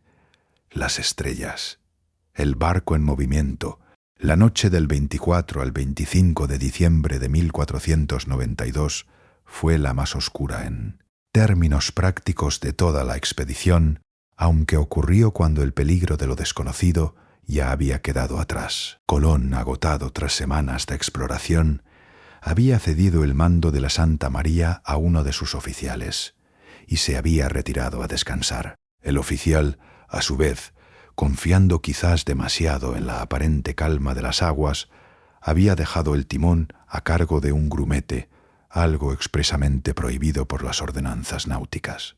El grumete, ya fuera por inexperiencia o por el sueño que lo vencía, dejó que la nave se desviara. En la oscuridad, nadie vio los arrecifes hasta que fue demasiado tarde. La Santa María encalló. Las aguas que entraron por la quilla rota llenaron la bodega con una rapidez que no dejó opción. El barco estaba perdido.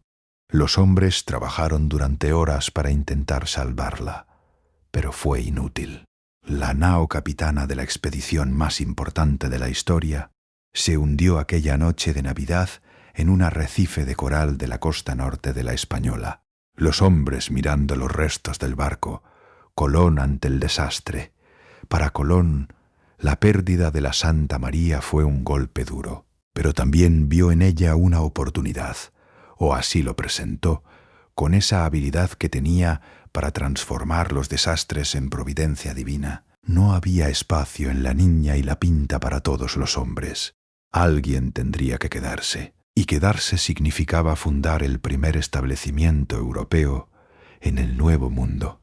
Con la madera de la Santa María se construyó un pequeño fuerte, 42 hombres, voluntarios en teoría, aunque las circunstancias de la elección no quedaron del todo claras. Se quedaron allí bajo el mando de un lugarteniente de Colón. Colón les dejó provisiones, munición y la promesa de que regresaría. El fuerte se llamó La Navidad, por la noche en que había nacido, o quizá por la noche en que había muerto el barco que le daba nombre. 17. El Regueso, la tormenta final. Los dos barcos restantes, la Niña y la Pinta, el mar ante ellos. El 16 de enero de 1493, la Niña y la Pinta pusieron rumbo a España. El viaje de regreso fue, en muchos sentidos, más peligroso que el de ida. Los alisios, que habían sido aliados perfectos en la travesía hacia el oeste, eran ahora enemigos. Para regresar a España, había que navegar hacia el norte primero, hasta encontrar los vientos del oeste que dominan las latitudes más altas del Atlántico Norte, vientos que empujarían los barcos hacia el este de regreso a Europa. Era una ruta más larga y más arriesgada, pero era la única posible. El viento, las olas, los barcos batallando contra el océano, Colón tuvo la fortuna o la intuición náutica de encontrar esa ruta de regreso. Navegó hacia el norte hasta las Azores y desde allí hacia España, pero el Atlántico no lo dejó pasar sin peaje. En las Azores, los barcos fueron alcanzados por una de las tormentas más violentas que aquellos marineros, ya veteranos del océano, después de meses en él, habían visto jamás. Olas de altura impresionante, viento de una ferocidad que arrancaba las velas y doblaba los mástiles, lluvia horizontal que hacía imposible distinguir el mar del cielo. La Pinta y la Niña se separaron en la tormenta. Cada barco quedó solo, luchando por su supervivencia en un océano que parecía decidido a tragarlos. La Niña sola en el océano, las velas destrozadas, los hombres en oración. A bordo de la Niña, Colón vivió lo que debió de ser la experiencia más aterradora de toda su vida. El barco crujía con cada ola como si fuera a partirse por la mitad. Los marineros achicaban agua sin cesar, pero el nivel en la sentina seguía subiendo. Las velas estaban destrozadas. Los hombres, agotados hasta el límite, seguían trabajando con la pura fuerza de la desesperación. Fue en aquella noche terrible cuando Colón tomó una decisión que nos dice mucho sobre su carácter. Escribió un breve resumen de los resultados de su viaje: las tierras descubiertas, la ruta seguida, las observaciones principales, y lo metió en un barril sellado con cera. Si el barco se hundía, ese barril debía flotar y llegar a alguna costa, y alguien encontraría el mensaje. Era un mensaje arrojado al océano desde un barco que creía que iba a hundirse. Un hombre que se preparaba para morir, pero que se negaba a que su obra muriera con él. La Niña no se hundió. A la mañana siguiente, la tormenta había amainado. El barco estaba dañado, pero flotaba. Los hombres estaban exhaustos pero vivos, y en el horizonte tenue pero inconfundible había la silueta de una isla, las Azores, el puerto de las Azores, el descanso, la supervivencia. La Niña llegó a las Azores el 18 de febrero. La Pinta, que había sobrevivido por su cuenta la misma tormenta, llegó a los puertos del norte de España unos días después. Colón, a bordo de la Niña, llegó al puerto de Palos el 15 de marzo de 1493. Había salido 7 meses y 12 días antes. Había regresado 18. El regreso a Palos, el héroe y su sombra, el puerto de Palos, el río Tinto, la Niña entrando en el puerto. El 15 de marzo de 1493, cuando la Niña apareció en la desembocadura del río Tinto y comenzó a remontarlo hacia el puerto de Palos, la noticia se extendió por la villa con la velocidad del fuego en un pajar. Habían vuelto. No todos, 42 hombres, seguían en la Española, en el fuerte de la Navidad, pero los que habían regresado estaban vivos y traían consigo algo que cambiaría el mundo, la prueba de que había tierra al otro lado del océano. Los hombres de Palos acudiendo al puerto, las mujeres, los niños, el asombro en los rostros. La recepción fue emotiva y caótica. Las familias que habían pasado 7 meses sin noticias, que habían rezado y temido y llorado, se abrazaban a sus maridos, padres, hermanos, con una intensidad que no admitía palabras. Los marineros, curtidos por el océano, envejecidos por las semanas de privación y miedo, bajaban de la barca con esa expresión particular de los que han visto cosas que los demás no pueden imaginar. Y Colón, vestido con la sobriedad que convenía a su nuevo rango, pero con la mirada encendida de triunfo, descendió también a tierra.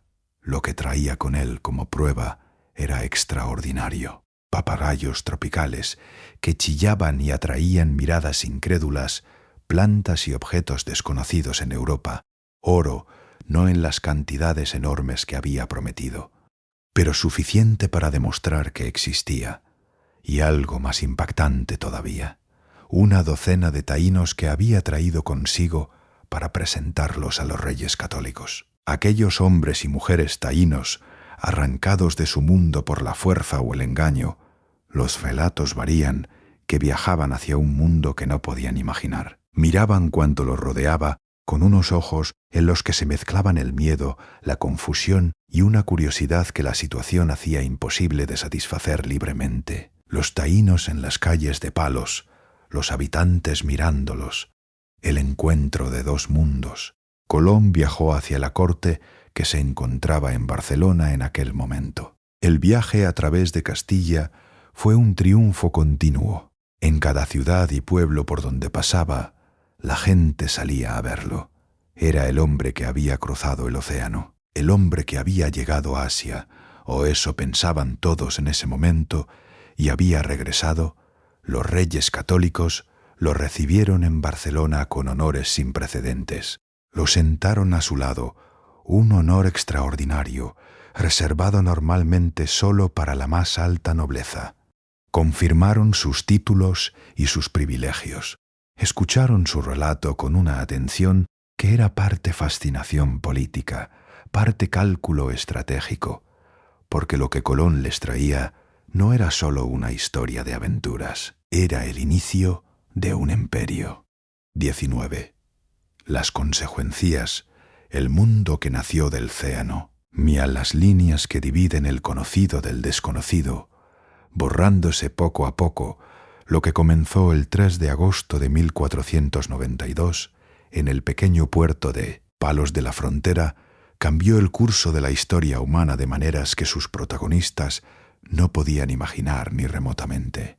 Colón nunca supo completamente lo que había encontrado. Hasta el día de su muerte, en 1506, siguió creyendo, o al menos afirmando creer, que las tierras que había descubierto eran parte de Asia.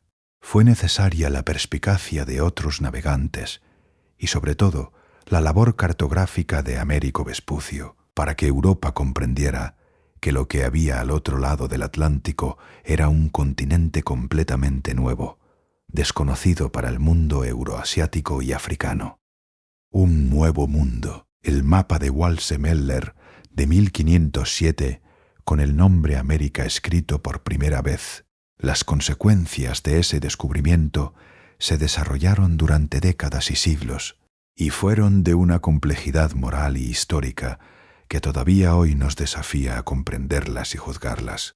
Para España, el descubrimiento fue el inicio de un imperio colonial sin precedentes. En las décadas siguientes, expedicionarios castellanos, Hernán Cortés, Francisco Pizarro y docenas más, conquistaron civilizaciones enteras, desde el imperio azteca en México hasta el imperio inca en el Perú. El oro y la plata que fluyeron desde América hacia España durante el siglo XVI transformaron la economía europea y financiaron las guerras y ambiciones de los Habsburgo en todo el mundo. Para Europa en general, el descubrimiento supuso una revolución conceptual de proporciones inconmensurables. El mundo conocido se duplicó de la noche a la mañana. Las certezas geográficas y filosóficas que habían estructurado el pensamiento europeo durante siglos quedaron obsoletas. Animales, plantas, alimentos, enfermedades, ideas que nunca habían cruzado el Atlántico, comenzaron a fluir en ambas direcciones. El tomate, el maíz, la patata, el cacao hacia Europa, el caballo, el ganado bovino, el trigo, la viruela hacia América. Los barcos cruzando el Atlántico en ambas direcciones. Para los pueblos indígenas de América, los taínos, los aztecas, los mayas, los incas y los cientos de otras naciones que habitaban el continente, las consecuencias fueron catastróficas.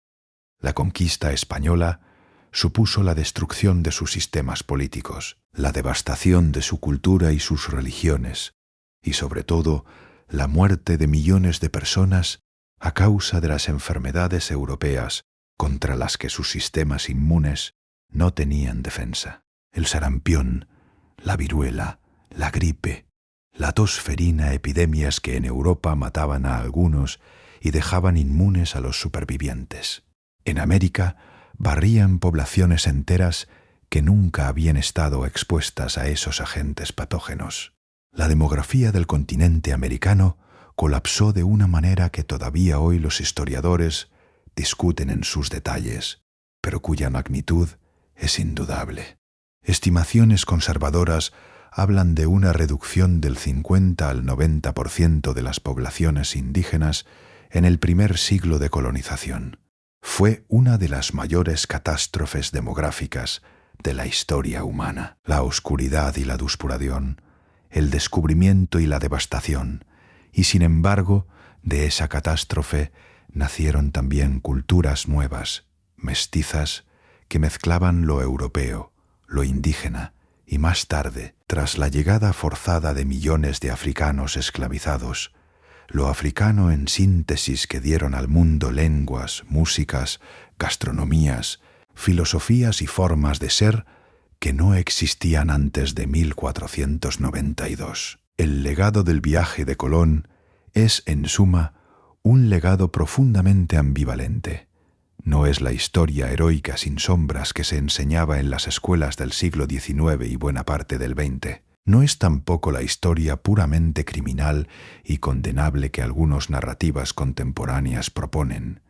Es algo más complicado, más humano, más difícil de reducir a categorías simples. Es la historia de cómo un hombre terco y visionario, empujado por la ambición y la fe, cambió el mundo sin entender completamente lo que estaba haciendo, y de cómo ese cambio tuvo consecuencias que nadie, ni él ni sus contemporáneos, podría haber previsto en toda su extensión. 20. Colón y su tiempo, el hombre más allá del mito. El retrato de Colón, un hombre de su tiempo, con todo lo que eso implica. Es necesario para comprender a Colón, en toda su complejidad, resistir dos tentaciones igualmente simplificadoras. La primera es la tentación del héroe sin defectos, el Colón de los manuales escolares decimonónicos, el navegante visionario que desafió la ignorancia y abrió el mundo al progreso de la civilización. Esta imagen ignora convenientemente que Colón fue también un administrador brutal y arbitrario de las colonias que estableció, que como gobernador de la Española trató a los indígenas y a sus propios colonos europeos con una crueldad que llevó a los reyes católicos a destituirlo y encarcelarlo brevemente, que sus motivaciones incluían una sed de oro y de títulos nobiliarios que a veces superaba incluso su obsesión exploradora. La segunda tentación es la del villano monodimensional, el Colón como agente principal de un genocidio planificado, el iniciador consciente y deliberado de la destrucción de las culturas indígenas americanas. Esta imagen también falla porque le atribuye a Colón una visión de futuro y una intención malévola que no era característica de él ni de su época, sino que fue el resultado de procesos históricos que se desarrollaron después de su muerte y que ninguno de sus contemporáneos podía prever en su totalidad. El océano, siempre el océano. Colón fue un hombre de su tiempo, un hombre del siglo XV, formado en las ideas y los valores y los prejuicios de una Europa que vivía en el umbral de la modernidad, que había salido de la Edad Media, pero que aún cargaba con mucho de su herencia. Un hombre que creía en la superioridad de la cristiandad sobre otras religiones, en el derecho de los reyes a conquistar tierras de infieles, en la legitimidad de la esclavitud como institución. Estas creencias no lo hacen diferente de casi cualquier otro europeo educado del siglo XV. Lo que lo hace diferente, lo que lo convierte en uno de los personajes más importantes de la historia humana, es que actuó, que tomó esas creencias, esa ambición, esa fe obsesiva y las tradujo en una acción que cambió el mundo de maneras que ningún otro individuo de su época podría haber previsto. Quizás eso es suficiente para entender a Cristóbal Colón, no como héroe ni como villano, sino como el instrumento involuntario de una de las transformaciones más profundas que la humanidad ha experimentado. 21. El océano como frontera, lo que el Atlántico significó. El Atlántico, el mismo océano, 4 siglos después, sigue siendo el mismo. El Atlántico que cruzó Colón en 1492 es el mismo océano que existe hoy. Las mismas corrientes que empujaron la Santa María hacia el oeste siguen circulando de la misma manera. Los mismos vientos alisios que hincharon las velas de la Pinta siguen soplando desde el noreste. Las mismas tormentas que casi hundieron la Niña en el viaje de regreso siguen formándose en las mismas latitudes, con la misma ferocidad. El océano no recuerda a Colón. El océano no recuerda a nadie. Pero los seres humanos sí recordamos a dos mapas modernos del mundo, las dos Américas, el Atlántico en el centro. Hay en el viaje de 1492 algo que trasciende los detalles históricos y los juicios morales, algo que pertenece a una dimensión más profunda de la experiencia humana. Es la historia de unos hombres que se atrevieron a ir más allá del límite conocido, que enfrentaron el miedo a lo desconocido con la única herramienta que tenían, la voluntad de seguir adelante. No importa si sus motivaciones eran puras o mezcladas, no importa si el mundo que encontraron era lo que esperaban o algo completamente diferente. Lo que importa, lo que sigue teniendo peso cuando contemplamos ese momento desde la distancia de más de 5 siglos, es el acto mismo de cruzar la frontera, porque la frontera del Atlántico era, en 1492, la frontera de lo posible, el borde del mundo conocido, el límite más allá del cual, según la sabiduría convencional, había solo oscuridad y peligro y muerte. Y al cruzar esa frontera, aunque fuera por las razones equivocadas, hacia el lugar equivocado, con una comprensión equivocada de lo que estaban haciendo, aquellos 90 hombres demostraron algo fundamental sobre la naturaleza humana, que el miedo a lo desconocido, por intenso que sea, puede ser vencido, que la frontera del mundo siempre puede ser empujada un poco más allá, que el horizonte, por imposible que parezca de alcanzar, siempre tiene otro horizonte detrás. 20 Seito. El legado, lo que dejó el primer viaje. Las imágenes se suceden América hoy, las ciudades, los paisajes, los pueblos. ¿Qué quedó del viaje de Colón? Quedaron 2 continentes incorporados a la historia global. Quedaron naciones, culturas, lenguas, religiones transformadas para siempre. Quedó el intercambio de plantas y animales y enfermedades y ideas que los historiadores llaman el intercambio colombino, y que transformó la agricultura, la gastronomía, la biología y la demografía del mundo entero. Quedó el español como lengua de centenares de millones de personas en ambos lados del Atlántico. Quedaron las catedrales barrocas de Ciudad de México y Lima, construidas sobre los cimientos de templos aztecas e incas. Quedó el mestizaje biológico, cultural, espiritual, que dio al mundo una civilización que no se parece a ninguna otra. Quedó también el dolor, la memoria de los pueblos que desaparecieron, las culturas que se extinguieron antes de que nadie pudiera registrarlas, los millones de muertos por enfermedades y por la violencia de la conquista. Ese dolor también es parte del legado, y negarlo sería una falsedad histórica de la misma magnitud que negar los logros. El mar, las olas, el horizonte, y quedó el Atlántico mismo, convertido desde 1492 en el centro del mundo. El océano que durante milenios había sido una barrera, el fin del mundo, el abismo más allá del cual no había nada, se convirtió de repente en un puente, el camino que unía 2 hemisferios, la autopista del comercio, la migración, la esclavitud, las ideas, los sueños y las pesadillas de la modernidad. Durante los 4 siglos siguientes, el Atlántico sería el escenario de la historia. Por él viajarían los barcos de la trata de esclavos, las flotas de colonizadores, los emigrantes que huían de la pobreza y la persecución, los soldados de guerras mundiales, los transatlánticos de lujo y los barcos de carga. Por encima de él volarían los primeros aeroplanos, cruzando en horas lo que Colón tardó semanas en navegar.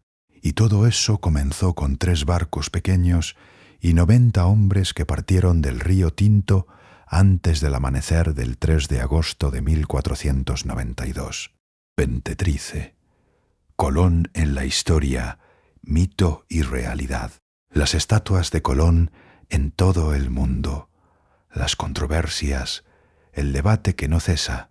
La figura de Cristóbal Colón ha sido objeto de debate, de glorificación y de demolición con una intensidad que dice tanto sobre nosotros como sobre él. En el siglo XIX, Colón se convirtió en un mito, el héroe civilizador que llevó el progreso a un continente bárbaro, el navegante visionario que venció la ignorancia con el valor, la figura que las naciones americanas emergentes, incluyendo Estados Unidos, usaron como símbolo de su propia historia fundacional.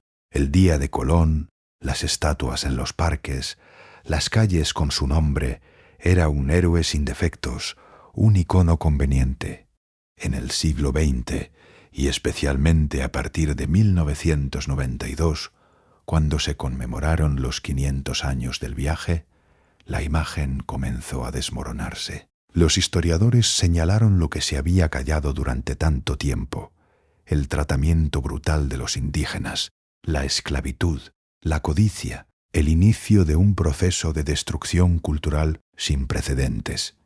Las estatuas empezaron a caer, el debate sobre el legado de Colón se convirtió en un campo de batalla cultural que va más allá de la historia y entra en las disputas identitarias del presente. Pero el debate, la controversia, el hombre más allá del símbolo.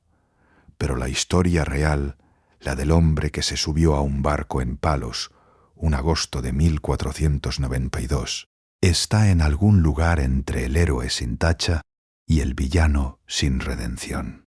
Está en la complejidad de un ser humano real, con sus virtudes y sus limitaciones, con su valor y su codicia, con su visión y su ceguera. Y quizás lo más honesto que podemos decir de Cristóbal Colón es esto: fue un hombre que hizo algo que nadie había hecho antes que cambió el mundo con ese acto y que no comprendió completamente ni lo que había hecho ni lo que significaría. En eso, en esa combinación de acción transformadora y comprensión incompleta, se parece bastante a cualquier ser humano.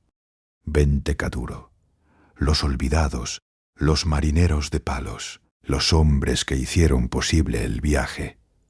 Hay una historia dentro de la historia de Colón que merece ser contada, aunque raramente lo sea con la atención que merece.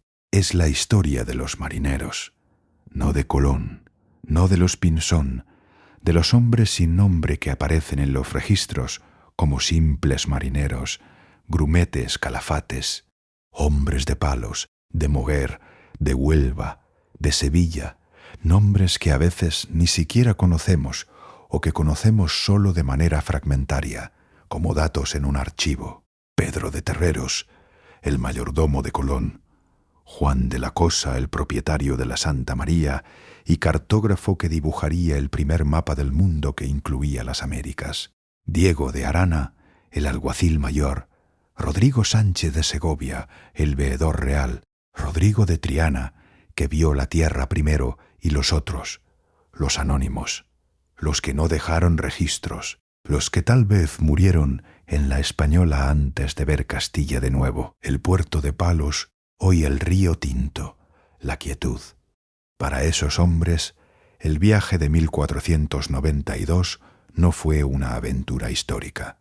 Fue su vida, su miedo, su hambre, su cansancio, sus semanas de océano y de incertidumbre, su regreso para los que regresaron, a las casas pequeñas de Palos, a las mujeres que esperaban, a los hijos que habían crecido mientras estaban fuera. La historia recuerda al almirante, pero los marineros son los que lo hicieron posible. 2020, final, el mar que no olvida, el Atlántico, las olas, el mismo océano. Siempre. Han pasado más de 500 años. El río Tinto sigue desembocando en el mismo mar donde una madrugada de agosto de 1492 3 barcos se alejaron en la oscuridad. Palos de la Frontera sigue existiendo pequeña y tranquila, con su iglesia de San Jorge donde se leyó la orden real y donde los marineros rezaron antes de partir. El océano sigue siendo el mismo, inmenso, indiferente, hermoso y amenazante. Lo que ha cambiado es el mundo a ambos lados de ese océano. Las dos Américas, Europa, el Atlántico entre ellas, vistas desde el espacio.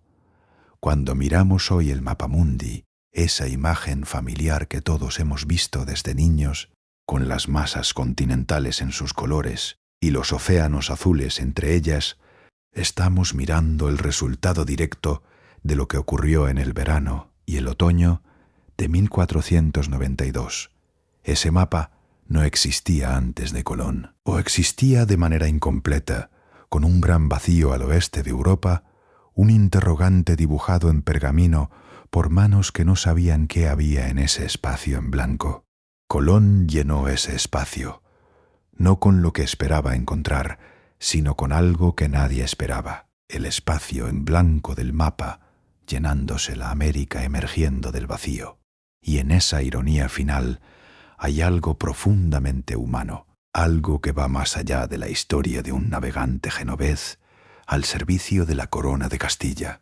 Hay la historia de todos los que alguna vez se aventuraron más allá de lo conocido, que siguieron navegando cuando el miedo les decía que dieran la vuelta, que encontraron al otro lado no lo que buscaban, sino algo que no podían imaginar.